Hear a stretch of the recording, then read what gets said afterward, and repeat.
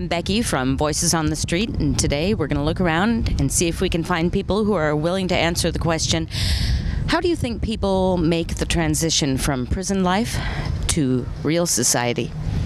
Maybe education and jobs in the inside, maybe if they're on a long prison term, maybe a year before they get out, maybe give them actual job on the inside that actually helps them get a career on the outside and have them a job prepared for them. So when they come back into society, it doesn't leave them with nothing. Probably some kind of social programs, not only for the prisoners, but for their families as well. I think rather than the question being what should we do to help people get back into society, as a society, I think we should be delegating the funds to educating people, first of all, not to go to prison to begin with, and building bigger and better prisons doesn't do that. Why don't they build new schools instead of a new prison? I would think social services and support, giving them an opportunity to have a job and help them find work that's meaningful.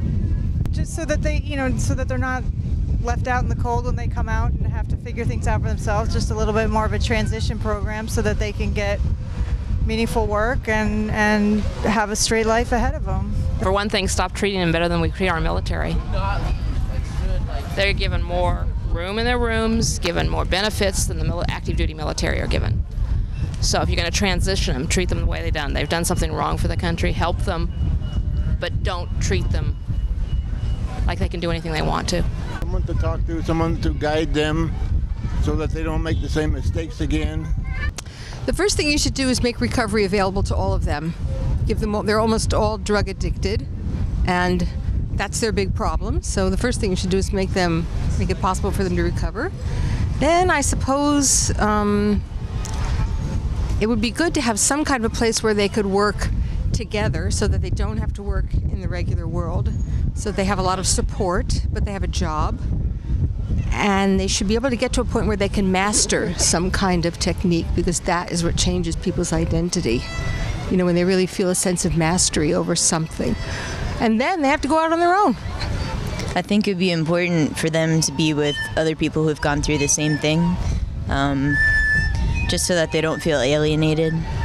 And I don't know, make the transition slow depending on how long they've been in prison, so that they're not shocked when they come out by all the things they need to do to regroup. I would say that we need to follow the example of some of the most progressive and socially responsible countries on the planet, like Norway, Sweden, Switzerland, Denmark, that area, and follow their example. The countries that have the lowest crime rate are the ones that we should follow the example of and do what they're doing. That's a really good question. I've actually had some family experience with that, and I think that I would even ask a question before that, who we really need to put in prison, as far as nonviolent versus violent criminals.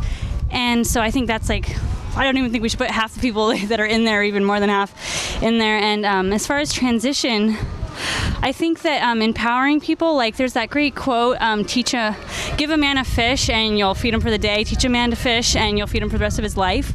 I think that's a really good quote as far as how I feel about it. I feel like not giving so much pity and charity as skills to be functioning part of society. Yeah.